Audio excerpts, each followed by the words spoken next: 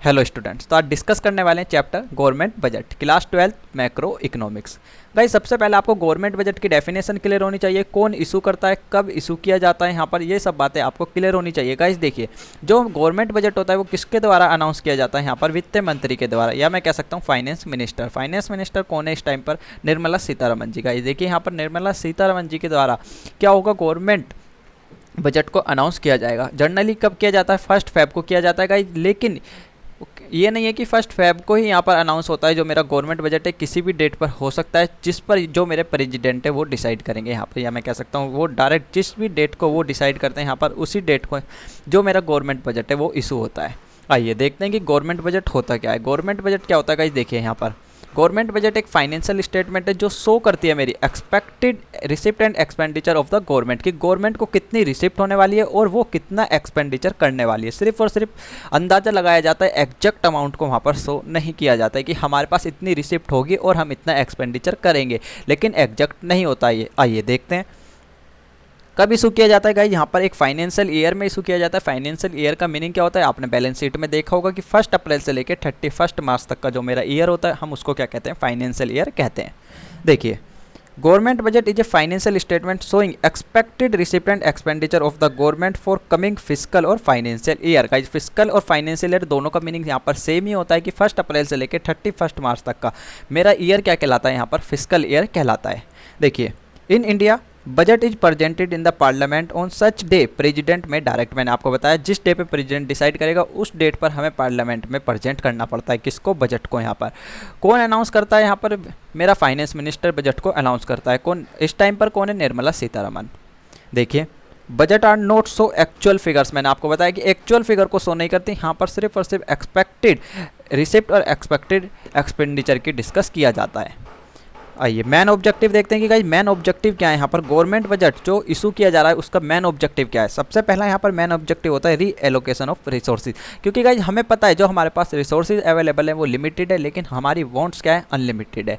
तो इसलिए गाइस यहाँ पर क्या मेरे लिए इंपॉर्टेंट है कि जो हमारे पास रिसोर्सेज अवेलेबल है हम उनका प्रॉपर वे में यूज़ करें। तो इसलिए गवर्नमेंट क्या करती है? उसको री एलोकेशन कर देती है। देखिए, main objective of the government budget reallocation of resources in public and private sector. हमारी इकोनॉमी में 2 सेक्टर अवेलेबल होते हैं, public sector as well as private sector. Public sector किसके लिए वर्क करता है? यहाँ पर सोशल वेलफेयर के लिए। लेकिन गाइस जो मेरा प्राइवेट सेक्टर है उसका मेन मोटिव क्या होता है बिजनेस करने का? यहाँ पर कि प्रॉफिट को अर्न करना है, मैक्सिमम प्रॉफिट यहाँ पर वो अर्न करना चाहता है। तो इसलिए दोनों ही सेक्टर हमारी इकोनॉमी के लिए इंपॉर्टेंट है। तो गवर्नमेंट क्या करती है? यहाँ पर री एलोकेशन कर देती है, या मैं कह सकता हूँ जो हमारे पास रिसोर्सेज अवेलेबल हैं उनको डिस्ट्रीब्यूट कर देती है पब्लिक सेक्टर में as well as private sector में। देखिए, both sector are necessary for an economy. Economy के लिए दोनों सेक्टर मेरे इंपॉर्टेंट है। Therefore government tries to maximum social welfare and profit. Government क्या ट्राई करती है कि यहाँ पर मैक्सिमम सोशल वेलफेयर भी हो और हम मैक्सिमम प्रॉफिट भी अर्न कर पाएँ। देखिए, प्राइवेट सेक्टर आर दो sector who produce goods and services for profit motive. मैंने आपको बताया कि प्राइवेट सेक्टर क्या है? जो गुड्स को मैन्युफैक्चर कर रहा है, मैन मोटिव क्या है यहाँ पर? प्रॉफिट को अर्न करना। पब्लिक सेक्टर देखिए, यहाँ पर पब्लिक सेक्टर का मैन मोटिव क्या होता है? Social welfare. जो गुड्स को यहाँ पर मैन्युफैक्चर कर रहा है या प्रोड्यूस कर रहा है, किसके लिए? सोशल वेलफेयर के लिए। ये हमारा फर्स्ट ऑब्जेक्टिव था। सेकंड ऑब्जेक्टिव को देखते हैं, redistribution of income and wealth. Guys यहाँ पर गवर्नमेंट बजट के थ्रू क्या करती है? गवर्नमेंट की जो मेरी इनकम है उसको रीडिस्ट्रीब्यूशन करने में हेल्प करती है। क्योंकि गाइस देखिए, यदि वो रीडिस्ट्रीब्यूशन नहीं करेगी तो क्या होगा? अमीर और अमीर होता चला जाएगा और जो गरीब है वो और गरीब होता चला जाएगा। क्योंकि गाइस देखिए, गरीब जब एक्सपेंडिचर करेगा तो उसके पास मनी किसी न किसी फॉर्म में अवेलेबल भी होनी चाहिए। देखिए, government try to reduce inequality between income through physical tools, या मैं कह सकता हूँ policy like taxation, subsidy etcetera. Guys देखिए, यहाँ पर क्या करती है? जो मेरी गवर्नमेंट टूल का यूज़ करती है हम उसको क्या कहते हैं? फिजिकल पॉलिसी कहते हैं। मैंने आपको बताया था यहाँ पर जब हमने बैंकिंग को डिस्कस किया था, जो मेरा सेंट्रल बैंक है वो भी एक इंपॉर्टेंट रोल प्ले करता है इकोनॉमी में, यहाँ पर किसको? इनइक्वलिटी को रिड्यूस करने के लिए। लेकिन वो क्या करता है? यहाँ पर अपनी मॉनेटरी पॉलिसी के थ्रू यहाँ पर मनी को कंट्रोल करता है या मनी को क्रिएट्स करता है। लेकिन जो उसका गवर्नमेंट यूज करती है उसको क्या कहते हैं? फिजिकल पॉलिसी कहते हैं, लाइक टैक्सेशन, सब्सिडी या ट्रांसफर ऑफ पेमेंट। गाइस देखिए, subsidy and transfer of payment आपने देखा होगा गाइस, अभी लॉकडाउन की सिचुएशन में क्या हुआ था? यहाँ पर गवर्नमेंट ने जितने भी मेरा पुअर सेक्शन था उनके अकाउंट्स में डायरेक्ट डिपॉजिट कराया था, तो वो मेरा क्या कहलाता है? Transfer of payment. Government try to reduce indirect taxes and increase the direct taxes for helping the poor. Poor की हेल्प करने के लिए गवर्नमेंट यहाँ पर क्या करती है, जो मेरे इनडायरेक्ट टैक्सेस हैं उनको क्या करती है यहाँ पर रिड्यूस कर देती है, लेकिन डायरेक्ट टैक्सेस क्या है उनको इंक्रीज कर देती है। क्यों करती है गाइस, देखिए इनडायरेक्ट टैक्स का जो बर्डन होता है ना गाइस, वो डायरेक्टली किस पर पड़ता है, यहाँ पर मैं कह सकता हूँ पुअर पे पड़ता है। और जो मेरे डायरेक्ट टैक्सेस हैं उनका इफेक्ट किस पे पड़ता है, या मैं कह सकता हूँ उनका प्रभाव किस पे पड़ता है गाइस, मेन जो प्रभाव पड़ता है उनका वो रिच सेक्शन पे पड़ता है। क्योंकि गाइस देखिए जो मेरे डायरेक्ट टैक्सेस होते हैं वो इनकम पे लगते हैं, या मैं कह सकता हूँ वेल्थ पे मेरी लगते हैं। आइए देख लेते हैं। सबसे पहले देखिए डायरेक्ट टैक्स क्या होते हैं। Direct tax is one whose burden can not be shifted to others, जिसका बर्डन हम अदर पर्सन पे शिफ्ट नहीं कर सकते। The impact of the tax is on the same person, guys same person पे उनका इम्पैक्ट रहता है। फॉर एग्जाम्पल मेरी अर्निंग यहाँ पर देखिए इनकम टैक्स हो गया, वेल्थ टैक्स हो गया। मेरी अर्निंग यहाँ पर मैं मान के चलता हूँ 10 लाख रुपए मंथ है, तो गाइस देखिए इस पे जो मुझे यहाँ पर टैक्स पे करना है वो मेरा क्या कहलाएगा, डायरेक्ट टैक्स। मैं किसी अदर पर्सन पर इसका बर्डन को शिफ्ट नहीं कर सकता कि मेरी जगह आप पे कर दीजिए। कोई भी पर्सन क्यों पे करेगा, इनकम मेरी टैक्स किसे पे करना है, मुझे पे करना है। तो ये मेरा क्या कहलाता है, डायरेक्ट टैक्स कहलाता है। देखिए सेकंड आता है यहाँ पर indirect tax. Indirect tax is one whose burden can be shifted to other, जिसका बर्डन मैं अदर पर्सन पर शिफ्ट कर सकता हूँ। देखिए फॉर एग्जांपल यहाँ पे excise duty, VAT, service tax. Guys देखिए यहाँ पर मैंने कोई भी प्रोडक्ट मैन्युफैक्चर किया है, फॉर एग्जांपल उसकी कॉस्ट थी 10 रुपीज़, और यहाँ पर 2 रुपीज़ का मैंने क्या करा है, एक्साइज ड्यूटी पे करी है, तो इसकी कॉस्ट कितनी हो गई 12 रुपीज़। मैं किससे कवर करूँगा, मैं एज ए यहाँ पर सेलर हूँ। सेलर गाइज आप सेलर के पॉइंट ऑफ व्यू से सोचिए तो यहाँ पर आप 2 रुपीज़ भी ऐड नहीं करेंगे, आप क्या करेंगे, कस्टमर से जो है इनको रिकवर कर लेंगे। तो इसका अल्टीमेट इफेक्ट किसके ऊपर पड़ेगा, जो मेरा पुअर सेक्शन है, क्योंकि प्रोडक्ट को तो वो भी परचेज करेगा, तो उसे क्या करना होगा, यहाँ पर इसको पे करना होता है। तो गाइस इसलिए यहाँ पर इनडायरेक्ट टैक्स को गवर्नमेंट क्या करती है, मेरी रिड्यूस कर देती है, और जो मेरे डायरेक्ट टैक्स हैं उनको इंक्रीज करने की कोशिश करती है, क्योंकि उनका जो बर्डन है वो शिफ्ट नहीं होगा, जिस पर्सन के ऊपर टैक्स लगा है उसी को पे करना होता है। आइए और गाइस देखिए मैं आपको एक बात और बता देता हूँ, जैसे कि यहाँ पर वेस्ट था, एक्साइज ड्यूटी और सर्विस टैक्स थे, इनमें क्या होता था गाइस, कास्ट किडिंग इफेक्ट होता था। कास्ट किडिंग इफेक्ट का मतलब क्या है गाइस, यहाँ पर कि टैक्स के ऊपर टैक्स पे करना पड़ता था हमें, टैक्स के ऊपर टैक्स। इसलिए गाइस यहाँ पर इन सब को रिमूव करके जीएसटी को इंट्रोड्यूस किया गया था, जिससे कि कास्ट किडिंग जो इफेक्ट था मेरा यहाँ पर कंप्लीटली रिमूव हो चुका है।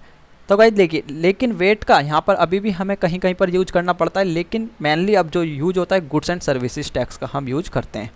आइए जो मेरा थर्ड मैन ऑब्जेक्टिव आता है किसका, यहाँ पर गवर्नमेंट बजट का। देखिए इकोनॉमिक स्टेबिलिटी का। देखिए जब तक हमारी इकोनॉमी स्टेबल नहीं होगी, जो हमारी कंट्री है वो डेवलप नहीं कर पाएगी। देखिए the government try to prevent business fluctuation and maintain price stability through their fiscal policy like taxes. Fiscal policy मैंने भी आपको बताया, फिस्कल पॉलिसी किस क्या क्या इंक्लूड करती है, टैक्सेस, सब्सिडी, या मैं कह सकता हूँ ट्रांसफर ऑफ पेमेंट। तो गवर्नमेंट क्या करती है, अपनी फिस्कल पॉलिसी का यूज करके एक प्राइस जो है यहाँ पर स्टेबिलिटी प्रोवाइड कराने की उसमें कोशिश करती है कि जो मेरा प्राइस है वो स्टेबल बना रहे। ये ना हो कि अचानक से तो वो इंक्रीज हो रहा है या डिक्रीज हो रहा है, ऐसी सिचुएशन क्रिएट्स नहीं होने देती गवर्नमेंट। किसका यूज करती है, उसके लिए वो अपने फिस्कल पॉलिसी का यूज करती है। आइए देखिएगा इन्फ्लेशन की सिचुएशन है, यानी महंगाई कि कोई प्रोडक्ट मुझे 5 रुपीज़ का अवेलेबल हो रहा था, अब सेम प्रोडक्ट मुझे 7 रुपीज़ का अवेलेबल हो रहा है, तो वो मेरा क्या कहलाता है, इन्फ्लेशन कहलाता है। गाइस देखिए मैं आपके साथ एक टॉपिक इन्फ्लेशन का सेपरेट डिस्कस कर दूंगा, जिसमें हम सिर्फ और सिर्फ इन्फ्लेशन पे डिस्कस करेंगे कंप्लीट। आइए इन्फ्लेशन की सिचुएशन में क्या करेगी गाइस, देखिए increase the tax rate as a result purchasing power reduce. Purchasing power क्या होगी, ऑटोमेटिकली रिड्यूस हो जाएगी, क्योंकि गाइस देखिए जैसे ही यहाँ पर जो मेरी गवर्नमेंट है टैक्स रेट को इंक्रीज करेगी, तो गाइस देखिए हमें ज़्यादा टैक्सेस पे करने पड़ेंगे, और जब ज़्यादा टैक्सेस पे करने पड़ेंगे तो जो मेरे पास पर्सन है, जो जनरल पब्लिक है, उनके पास सफिशेंट फंड अवेलेबल नहीं होगा। जब फंड अवेलेबल नहीं होगा तो वो मार्केट में किसी को भी डिमांड नहीं कर पाएगी किसी भी प्रोडक्ट की। देखिए डिफ्लेशन की सिचुएशन है यहाँ पर, यानी मंदी की सिचुएशन है, तो उस केस में क्या करेगी, रिड्यूस कर देगी टैक्स रेट को। तो जनरल पब्लिक को कहीं कम टैक्स पे करने पड़ेंगे, उनके हैंड्स में यहाँ पर सफिशिएंट फंड होगा, तो वो मार्केट में डिमांड कर पाएगी, और परचेजिंग पावर क्या होगी, मेरी इंक्रीज हो जाएगी। क्लियर। आइए सेकंड देखिए यहाँ पर जनरेशन ऑफ एम्प्लॉयमेंट। गाइस देखिए गवर्नमेंट क्या करती है, एम्प्लॉयमेंट को जनरेट करने की कोशिश करती है, किसके थ्रू, अपने गवर्नमेंट बजट के through. Government policy focus on the generation of employment. Guys देखिए जनरेट करने में किसको हेल्प करती है यहाँ पर, एम्प्लॉयमेंट अपॉर्चुनिटी को, through investment in public enterprise and reduce the monopoly power of the private sector. Guys जो मोनोपोली पावर है प्राइवेट सेक्टर की उसको रिड्यूस कर देती है, और जो मेरे पब्लिक इंटरप्राइज है उसमें इन्वेस्ट करके उनको एनकरेज करती है। तो यहाँ पर क्या होता है गाइस, मेरी एम्प्लॉयमेंट अपॉर्चुनिटी जो है वो क्रिएट्स हो जाती है, मैं कह सकता हूँ एम्प्लॉयमेंट अपॉर्चुनिटी जनरेट होती है। सेकंड देखिए यहाँ पे आता है जीडीपी ग्रोथ। जीडीपी का क्या होता है यहाँ पर, ग्रोस डोमेस्टिक प्रोडक्ट, कि मेरी कंट्री में यहाँ पर कितना प्रोडक्ट मैन्युफैक्चर हो रहे हैं। फॉर एग्जांपल गाइस देखिए मेरी कंट्री में यहाँ पर 3 प्रोडक्ट को हम मैन्युफैक्चर कर रहे हैं, मान के चल रहा हूँ कि हम यहाँ पर पूरे साल में 3 प्रोडक्ट को ही मैन्युफैक्चर कर रहे हैं और एक की कॉस्ट है 10 रुपीज़, तो गाइज मेरा जीडीपी कितना हो जाएगा 30 रुपीज़। नेक्स्ट ईयर गाइज हमने 2 प्रोडक्ट को मैन्युफैक्चर किया है, सॉरी, तो यहाँ पर जीडीपी मेरा कितना हो जाएगा 20 रुपीज़। तो फर्स्ट ईयर की कंपेयर करता हूँ तो मैं सेकंड ईयर में मेरा जीडीपी क्या हुआ है, रिड्यूस हुआ है। तो जीडीपी आपको पता होना चाहिए, ग्रोस डोमेस्टिक प्रोडक्ट। जब हम नेशनल इनकम डिस्कस करेंगे वहाँ पर भी मैं आपके साथ इस टॉपिक को काफ़ी डीप में डिस्कस करूँगा। जीडीपी हमारा एक सेपरेट टॉपिक है। तो जीडीपी मेनली आपको क्या ध्यान रखना है कि जो हमारी कंट्री में यहाँ पर प्रोडक्ट को हम मैन्युफैक्चर कर रहे हैं वो मेरा क्या कहलाता है, ग्रोस डोमेस्टिक प्रोडक्ट। गाइस देखिए कोई अमेरिका की कंपनी हमारी इंडिया में किसी गुड्स को मैन्युफैक्चर कर रही है तो वो इंडिया के जीडीपी में काउंट होगा, ना कि अमेरिका के। और सेम एज गाइस कोई इंडिया की कंपनी अमेरिका में जाके यहाँ पे किसी भी गुड्स को मैन्युफैक्चर कर रही है तो गाइस वो वहाँ की जीडीपी में काउंट होगा, अमेरिका की, ना कि इंडिया की जीडीपी में काउंट होता है। तो इस बात को ध्यान रखिएगा, कुछ बातें ये। आइए, GDP growth is the central objective of the government budget. Guys देखिए यहाँ पर एक मेन ऑब्जेक्टिव है किसका, गवर्नमेंट बजट का। इट इज अचीव्ड बाय 2 वे, हम 2 वे से अचीव कर सकते हैं यहाँ पर किसको, अपने जीडीपी ग्रोथ को। फर्स्ट आता है by making public investment expenditure. Guys या तो हम क्या करें कि अपने एक्सपेंडिचर को इंक्रीज कर दें किसमें, पब्लिक सेक्टर की तरफ, या हम गाइस देखिए by inducing private investment expenditure, क्या करें कि जो हमारे पास प्राइवेट सेक्टर अवेलेबल है हम उसको रिबेट प्रोवाइड कराएं, सब्सिडी प्रोवाइड कराएं, ताकि वो हमारी कंट्री में ज़्यादा से ज़्यादा प्रोडक्ट को मैन्युफैक्चर करें। गाइस देखिए जब हम उनको सब्सिडी प्रोवाइड कराएंगे, टैक्स में रिडक्शन देंगे, टैक्स में रिबेट प्रोवाइड कराएंगे, तो उस केस में क्या होता है कि जो मेरा प्राइवेट सेक्टर है वो गुड्स को परचेज करता है, ज़्यादा से ज़्यादा गुड्स को मैन्युफैक्चर करता है। क्लियर है? आइए गाइस देखिए स्ट्रक्चर ऑफ गवर्नमेंट बजट, जो हमें नेक्स्ट डिस्कस करना है वो स्ट्रक्चर ऑफ गवर्नमेंट बजट को डिस्कस करना है। फर्स्ट आता है यहाँ पर मेरा बजट रिसिप्ट, सेकंड आता है बजट एक्सपेंडिचर। गाइस देखिए या तो गवर्नमेंट क्या करेगी, बजट रिसिप्ट उसके पास रिसीव होगी या बजट एक्सपेंडिचर करेगी वो। बजट रिसिप्ट मेरी 2 टाइप्स की होती है यहाँ पर, फर्स्ट है रिवेन्यू रिसिप्ट, सेकेंड है कैपिटल रिसिप्ट। रिवेन्यू रिसिप्ट क्या होती है, कैपिटल रिसिप्ट क्या होती है, इन सब बातों को डिस्कस करेंगे, थोड़ा वेट कीजिए। गाइस देखिए यहाँ पर एक्सपेंडिचर भी मेरे 2 टाइप्स के होंगे, रिवेन्यू एक्सपेंडिचर होगा या मेरा कैपिटल एक्सपेंडिचर होगा। उससे पहले यहाँ पर 2 टाइप्स के जो मेरे बजट होते हैं उनको देखिएगा। यहाँ पर एक रिवेन्यू बजट होता है, सेकंड मेरा क्या आता है, कैपिटल बजट। रिवेन्यू बजट क्या होता है, देखिए revenue budget consist revenue receipt of the government and the expenditure. का जो रिवेन्यू मेरा बजट होता है वो सिर्फ और सिर्फ किसको शो करता है, यहाँ पर कंसिस्ट करता है, मैं कह सकता हूँ जो मेरी रिवेन्यू रिसिप्ट है या मेरा रिवेन्यू एक्सपेंडिचर है, किसका, गवर्नमेंट का।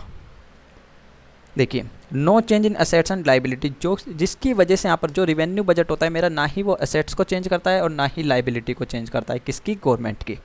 सेकंड देखिए कैपिटल बजट आता है यहाँ पर। Capital budget consist of capital receipt and the capital expenditure of the government. Guys जो मेरे गवर्नमेंट के कैपिटल एक्सपेंडिचर को और कैपिटल की यहाँ पर रिसिप्ट को मेरी शो करता है। देखिए change in assets and liability, जिसकी वजह से गाइस देखिए कैपिटल रिसिप्ट जो होती है मेरी या एक्सपेंडिचर होता है वो चेंज करते हैं किसको, एसेट्स को एज वेल एज लाइबिलिटी को। आइए अब देखते हैं गाइस, देखिए सबसे पहले यहाँ पर कैपिटल रिसिप्ट देखते हैं कि कैपिटल रिसिप्ट होती क्या है। देखिए no creates the liability of the government and do not reduce any assets of the government. Guys देखिए या ना तो ये किसी तरीके की लाइबिलिटी को क्रिएट करती है और ना ही जो असेट्स है गवर्नमेंट की उसको रिड्यूस करती है, लाइक टैक्स रिसिप्ट। गाइस देखिए टैक्स रिसिप्ट यहाँ पर है कि हमने किसी पर्सन पे टैक्स इम्पोज किया और उससे हमें टैक्स रिसीव हो रहा है, तो यहाँ पर जो गवर्नमेंट है ना ही उसकी किसी टाइप्स की लाइबिलिटी क्रिएट होती है और ना ही जो उसके पास है असेट वो रिड्यूस होती है। रिड्यूस होने के बजाय क्या होती है, इंक्रीज होती है, क्योंकि उसके पास क्या हो रहा है, यहाँ पर कैश अवेलेबल हो रहा है। तो आपको ध्यान रखना है कि ना ही तो वो क्या करती है, लाइबिलिटी को क्रिएट करती है और ना ही रिड्यूस करती है किसको, असेट्स को। वो मेरी क्या कहलाती है, रिवेन्यू रिसिप्ट कहलाती है। आइए रिवेन्यू एक्सपेंडिचर देखिए। रिवेन्यू एक्सपेंडिचर क्या होता है, not increase in assets but not decrease in the liability of the government. Guys देखिए ना तो इंक्रीज को असेट्स करती है यहाँ पर और ना ही डिक्रीज करती है किसको, लाइबिलिटी को। एग्जाम्पल देख लीजिए ओल्ड एज पेंशन। यहाँ पर यदि हम हमारी old age pension government provide करा रही है तो उस केस में क्या होगा गाइस, यहाँ पर ना तो उसकी असेट्स इंक्रीज होगी और ना ही लाइबिलिटी डिक्रीज होगी, क्योंकि लाइबिलिटी क्या होती है यहाँ पर दायित्व कि किसी से हमने उधार ले रखा है उसको हमें पे करना है। यहाँ पर जो हम ओल्ड एज पेंशन प्रोवाइड करा रहे हैं, गवर्नमेंट प्रोवाइड करा रही है, फ्री ऑफ कॉस्ट करा रही है, वहाँ पर कोई भी उसकी लाइबिलिटी नहीं है कि जो उसको वो रिड्यूस कर देगी। Interest payment etcetera, it is also known as guys देखिए प्लान एक्सपेंडिचर। हम इसको क्या कहते हैं, प्लान एक्सपेंडिचर भी कहते हैं। जो मेरा रिवेन्यू एक्सपेंडिचर है हम इसको प्लान एक्सपेंडिचर भी कहते हैं। ध्यान रखिएगा 1 मार्क्स में काफ़ी टाइम पूछ लेता है कि revenue expenditure is equal to क्या होगा, प्लान एक्सपेंडिचर होते हैं मेरे। आइए यहाँ देखिए कैपिटल रिसिप्ट को डिस्कस करते हैं। कैपिटल रिसिप्ट क्या होती है गाइस, देखिए creates the liability and reduce the assets. Guys जो मेरी लाइबिलिटी को क्रिएट कर रही है गवर्नमेंट की और रिड्यूस कर रही है किसको, असेट्स को, किसकी, गवर्नमेंट की। फॉर एग्जाम्पल बोरोइंग, कि हमने कहीं से फंड को क्या करा है, रेज करा है। गाइस गवर्नमेंट ने क्या करा, फंड को ले लिया। तो गाइस देखिए जैसे ही फंड को वो रेज करेगी तो तुरंत क्या होगा, यहाँ पर लाइबिलिटी क्रिएट हो जाएगी और उसकी असेट्स जो है वो रिड्यूस हो जाएगी। आइए कैपिटल एक्सपेंडिचर देखते हैं गाइस। देखिए जैसे हमने रिवेन्यू एक्सपेंडिचर का नाम देखा था, यहाँ पर प्लान एक्सपेंडिचर गाइस देखिए सेम एज कैपिटल एक्सपेंडिचर जो मेरा होता है उसका हम नाम दे सकते हैं यहाँ पर नॉन प्लान एक्सपेंडिचर होते हैं वो मेरे। एमसीक्यू में गाइस दोनों इंपॉर्टेंट है, काफ़ी टाइम्स पूछ लेता है तो ध्यान रखिएगा। आइए कैपिटल एक्सपेंडिचर क्या होते हैं, creates in assets and decrease in the liability. Guys देखिए यहाँ पर जो मेरी लाइबिलिटी को डिक्रीज कर देते हैं और मेरी असेट्स को क्रिएट करने में मेरी हेल्प करते हैं। देखिए फॉर एग्जांपल यहाँ पर construction of school building. Guys देख जैसे ही गवर्नमेंट यहाँ पर एक्सपेंडिचर करेगी किस पर, कंस्ट्रक्ट करने में, यहाँ पर किसको, स्कूल बिल्डिंग को, तो गाइस उसकी असेट्स क्या है वहाँ पर क्रिएट्स हो जाएगी। क्लियर है। और गाइस डिक्रीज इन लाइबिलिटी, और जो लाइबिलिटी है वो डिक्रीज भी हो सकती है। गाइस उसका अदर एग्जाम्पल कुछ भी आप ले सकते हैं यहाँ पर अपने अकॉर्डिंग। आप बुक में से पढ़ेंगे गाइस इन सब के आपको और से बेस्ट एग्जांपल मिल जाएंगे। मैंने तो यहाँ पर एक एक एग्जांपल ही नोट्स किए हुए हैं। आइए अब गाइस देखिए रिवेन्यू रिसिप्ट में हम किस किस को इंक्लूड करते हैं, इन सब बातों को हम डिस्कस कर लेते हैं यहाँ पर। गाइस देखिए रिवेन्यू रिसिप्ट में सबसे पहले मैंने आपको बताया था क्या आती है, यहाँ पर मैंने आपको एग्जांपल भी दिया था टैक्स रिसिप्ट। टैक्स रिसिप्ट क्या होती है इसको डिस्कस करिए सबसे पहले। देखिए tax receipt are those receipt of the government which is legally imposed by the government on firm, household etcetera. Guys देखिए यहाँ पर क्या है कि जो लीगली इम्पोज की जाती है गवर्नमेंट के द्वारा, एक इंडिविजुअल पर्सन के ऊपर भी इम्पोज की जा सकती है, एक फर्म के ऊपर भी इम्पोज की जा सकती है, एक हाउस होल्ड के ऊपर भी इम्पोज की जा सकती है। यहाँ पर वो मेरी क्या कहलाती है, टैक्स रिसिप्ट कहलाती है। क्योंकि गाइस देखिए कोई भी पर्सन यहाँ पर ये नहीं है कि गवर्नमेंट ने उससे कुछ पैसा, गवर्नमेंट ने उससे पैसा लिया हुआ है या गवर्नमेंट से उसने पैसा लिया हुआ है जिसके बदले में वो वहाँ पर टैक्सेस पे कर रहा है। नहीं, गवर्नमेंट क्या करती है यहाँ पर लीगली इम्पोज करती है कि आपकी इनकम इस लिमिट से ऊपर है तो आपको टैक्सेस पे करने होंगे। देखिए यहाँ पर 3 टाइप्स के टैक्सेस मुझे डिस्कस करने हैं। सबसे आता है पहले मेरा प्रोग्रेसिव और रिग्रेसिव टैक्स। गाइस देखिए प्रोग्रेसिव टैक्स क्या होता है, यहाँ पर जैसे जैसे मेरी इनकम बढ़ रही है मेरा टैक्स भी क्या होगा, इंक्रीज होता चला जाएगा। रिग्रेसिव टैक्स क्या होता है, यहाँ पर जैसे जैसे मेरी इनकम रिड्यूस हो रही है तो मेरा टैक्स भी क्या होगा, रिड्यूस होता चला जाएगा। आइए देख लेते हैं एक बार नोट्स के अकॉर्डिंग। देखिए a tax is said to be progressive tax when the rate of tax increase with the increase in income। मैंने आपको बताया जैसे जैसे इनकम क्या होगी, इंक्रीज होती चली जाएगी, टैक्स रेट भी मेरा साथ साथ क्या होगा, इंक्रीज होता चला जाएगा। So that burden of tax is more on the richer section. Guys देखिए इसका बर्डन क्या होगा, यहाँ पर रीचर सेक्शन पे होगा, क्योंकि पुअर सेक्शन पे इसका कोई इफेक्ट नहीं पड़ेगा। जैसे जैसे रीचर सेक्शन की इनकम इंक्रीज होगी एज वेल एज मेरा टैक्स भी क्या होगा, इंक्रीज होता चला जाएगा। आइए on the other hand when the burden of the tax is more than on the poor section. Guys देखिए यदि पुअर सेक्शन पे मोर बर्डन है तो हम उसको क्या कहेंगे, यहाँ पर it is called regressive tax. Regressive tax कहलाता है वो मेरा, मैंने आपको बताया जैसे जैसे इनकम इंक्रीज हो रही है टैक्स भी मेरा इंक्रीज हो रहा है, वो क्या है, प्रोग्रेसिव टैक्स है। लेकिन उसका जो मेन इम्पैक्ट होता है किस पे होता है, रिचर सेक्शन पे होता है। लेकिन रिग्रेसिव टैक्स क्या होगा, यहाँ पर जिसका जो बर्डन है उसका मेन बर्डन किस पे होगा, पुअर सेक्शन पे होगा, उसको हम क्या कहेंगे, यहाँ पर रिग्रेसिव टैक्स कहेंगे। आइए सेकंड आता है मेरा डायरेक्ट और इनडायरेक्ट टैक्स। गाइस देखिए दोनों को हम डिस्कस कर चुके हैं लेकिन फिर भी मैं आपके लिए एक बार और क्लियर कर देता हूँ। गाइस देखिए direct tax is one whose burden can not be shifted to other. जिसका बर्डन हम अदर पर्सन पे शिफ्ट नहीं कर सकते वो मेरा क्या कहलाता है, डायरेक्ट टैक्स कहलाता है। मैंने आपको एग्जांपल दिया था, यहाँ पर इनकम टैक्स है, वेल्थ टैक्स है या मेरा गिफ्ट टैक्स है, ये सब किस में आते हैं गाइस, यहाँ पर डायरेक्ट टैक्स में आते हैं। देखिए indirect tax is one whose burden can be shifted to other. जिसका बर्डन हम अदर पर्सन पे शिफ्ट कर सकते हैं वो मेरा क्या कहलाता है, यहाँ पर इनडायरेक्ट टैक्स कहलाता है। Excise duty, GST etcetera. Guys GST से यहाँ पर क्या फ़ायदा हुआ है, सिर्फ और सिर्फ कि जो हमारा कास्केडिंग इफेक्ट था वो खत्म हो चुका है, कि टैक्स के ऊपर जो हमें टैक्स पे करना पड़ता था अब वो नहीं करना पड़ता। लेकिन जीएसटी भी हम किससे गाइस यहाँ पर रिकवर कर रहे हैं, कस्टमर से ही रिकवर कर रहे हैं। तो ये मेरा क्या कहलाता है, इनडायरेक्ट टैक्स कहलाता है। आइए थर्ड देखिएगा, यहाँ पर आता है मेरा specific and value added tax. Guys देखिए स्पेसिफिक टैक्स क्या होता है, यहाँ पर when the tax is levied on commodity on the basis of size weight units it is called specific tax. Guys देखिए जो मेरा यहाँ पर कमोडिटी के साइज के बेस पर, कमोडिटी के वेट के बेस पर या कमोडिटी की यूनिट के बेस पर हम टैक्स को इम्पोज कर रहे हैं या लेविड कर रहे हैं वो मेरा क्या कहलाता है, स्पेसिफिक टैक्स कहलाता है।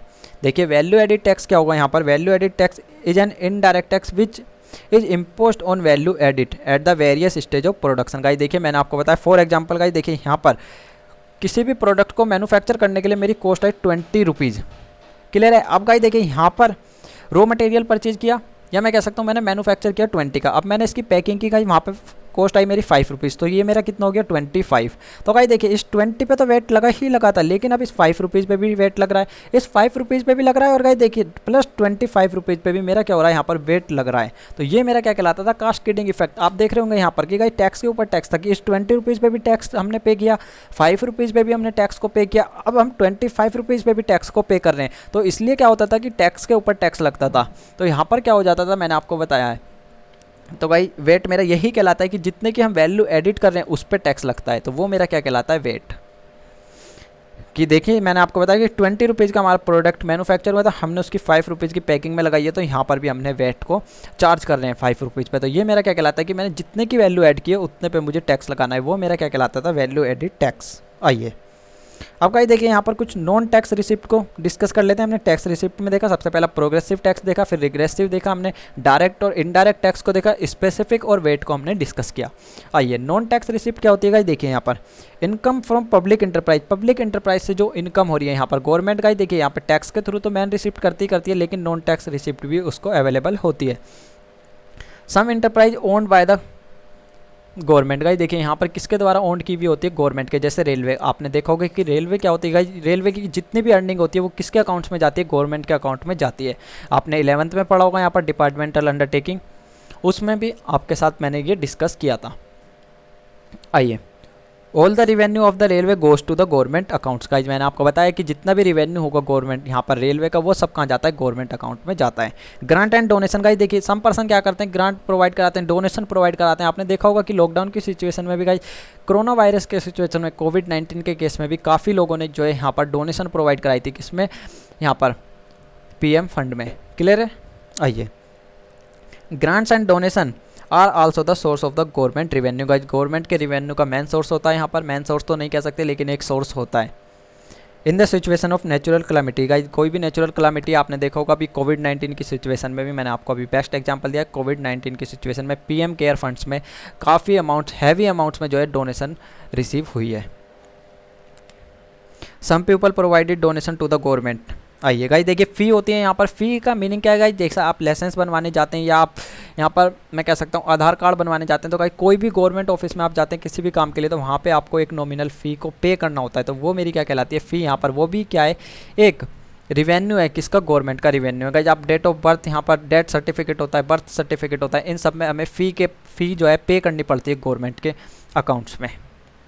देखिए fee is the payment which is paid to the government for a service that it is rendered to the people guys, जो हमारे जो जनरल पब्लिक को सर्विस अवेलेबल कराई जा रही है उसके लिए हमें एक फ़ी पे करनी पड़ती है गवर्नमेंट के लिए। एग्जांपल इन्हें दिया हुआ है बर्थ एंड डेथ सर्टिफिकेट। यदि हमें बर्थ सर्टिफिकेट बनाना है तो भी हमें फ़ी पे करनी पड़ती है, हमें डेथ सर्टिफिकेट चाहिए तो भी हमें फ़ी को पे करना पड़ता है। आइए गाइज देखिए यहाँ पर नेक्स्ट आता है मेरा fines and penalty. Fines and penalty क्या होती है गाइज, आपने देखा होगा कि हमें ट्रैफिक रूल का पालन करना चाहिए, हमें उनको फॉलो करना चाहिए। यदि कोई पर्सन फॉलो नहीं करता है तो उसके लिए हमें फ़ाइन पे करना पड़ता है या पेनल्टी पे करनी पड़ती है। Fines are those payment which are made by the lawbreaker to the government guys. Lawbreaker मैंने आपको बताया, यदि आप रेड लाइट को क्रॉस कर देते हैं तो आपके हाथ में आपका चालान दे दिया जाता है, या आपके पास लाइसेंस अवेलेबल नहीं है और आप ड्राइविंग कर रहे हैं तो उस टाइम पे भी आपको फाइन्स पे करने पड़ते हैं। तो यही मेरा क्या कहलाता है, एक गवर्नमेंट का रिवेन्यू है मैन, इसको मैं क्या कह सकता हूँ, नॉन टैक्स रिसिप्ट भी है गवर्नमेंट की। क्लियर। आइए नेक्स्ट जो हमें डिस्कस करना है यहाँ पर कैपिटल रिसिप्ट को डिस्कस करना है। कैपिटल रिसिप्ट देखिए यहाँ पर कैपिटल रिसिप्ट में क्या होगी, अभी हमने किसको डिस्कस किया, रिवेन्यू रिसिप्ट को, अब हम किसको डिस्कस कर रहे हैं, कैपिटल रिसिप्ट को। आइए बोरोइंग एंड अदर लाइबिलिटी का, या तो वो बोरो कर रही है या कोई भी अदर लाइबिलिटी के थ्रू यहाँ पर, तो वो मेरी क्या कहलाती है, कैपिटल रिसिप्ट कहलाती है। Government borrow money from the general public, general public से यहाँ पर बोरो करती है गवर्नमेंट। देखिए Reserve Bank of India and the rest of the world guys, देखिए जनरल पब्लिक से भी गवर्नमेंट जो है बोरो कर सकती है फंड को, यहाँ पर रिजर्व बैंक ऑफ इंडिया से यानी सेंट्रल बैंक से भी करती है, या मैं कह सकता हूँ rest of the world, rest of the world के थ्रू भी यहाँ पर क्या करती है, जो मेरी गवर्नमेंट है वो फंड्स को बोरो कर लेती है। यदि उसको लगता है कि हमारे पास सफिशिएंट फंड अवेलेबल नहीं है तो वो क्या करती है, जनरल पब्लिक से बोरो करेगी, या बैंक से, या मैं कह सकता हूँ रेस्ट ऑफ द वर्ल्ड से भी क्या करती है, काफ़ी टाइम जो हमारी गवर्नमेंट है वो फंड को बोरो करती है। It's creates the liability of the government guys, क्या करती है, गवर्नमेंट की लाइबिलिटी को यहाँ पर क्रिएट्स कर देती है। आप भी गाइस देख सकते हैं यदि आप किसी से भी फंड लेते हैं तो आपकी लाइबिलिटी क्रिएट्स हो जाती है। क्यों, क्योंकि आपके सर पे उसकी टेंशन आ जाती है, वो आपको पे करनी होती है। आइए सेकंड आता है recovery of loan.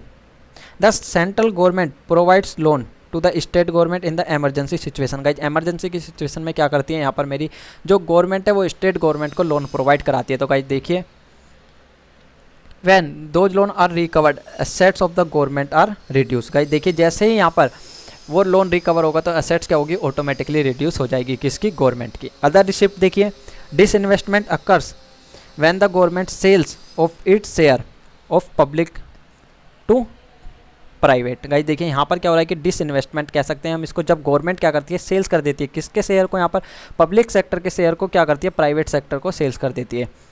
It reduce the assets of the government. तो गाइस देखिए यहाँ पर क्या हो रहा है कि गवर्नमेंट की असेट्स जो है वो रिड्यूस हो जाएगी, क्योंकि गाइस देखिए यहाँ पर पब्लिक सेक्टर क्या होता है, गवर्नमेंट के द्वारा कंट्रोल किया जा रहा होता है, और उसने क्या करा है कि वो प्राइवेट सेक्टर को यहाँ पर सेल्स कर दिया। तो उस केस में क्या होगा कि जो उसकी ओनरशिप थी वो किसके हैंड में चली गई, प्राइवेट सेक्टर के, और यहाँ पर जो उसकी असेट्स थी वो भी क्या होगी, रिड्यूस हो जाएगी।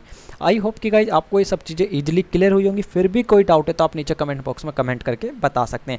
आपके कमेंट का डेफिनेटली रिप्लाई किया जाएगा, या आप हमारे टेलीग्राम चैनल भी ज्वाइन कर सकते हैं, वहाँ पर आपको ये नोट्स अवेलेबल हो जाएंगे। मिलते हैं गाइज नेक्स्ट लेक्चर में। Ta ta bye bye, see you.